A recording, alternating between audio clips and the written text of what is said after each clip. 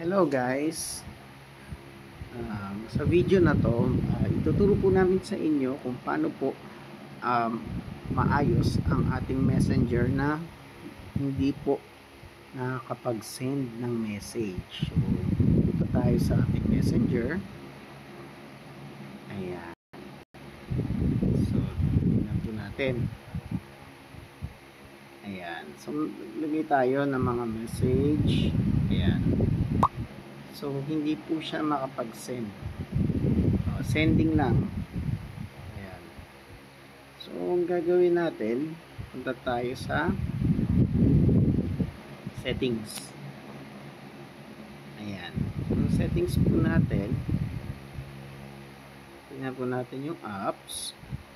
Okay, bali doon sa apps natin, hanapin natin yung messenger.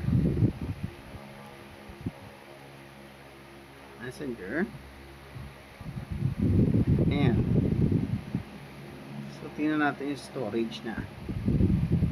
So clear the cache po tayo, clear the cache, clear data. Ayan, so tapos check natin yung wifi connection natin. Ayan,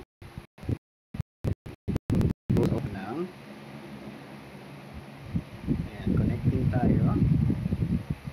So connected. Okay, now check natin. Ayan, so nireset po natin yung messenger. So ngayon mag-aano tayo ulit, magla-log in.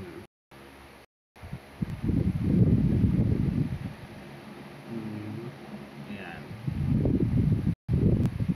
allow, at now check tayo.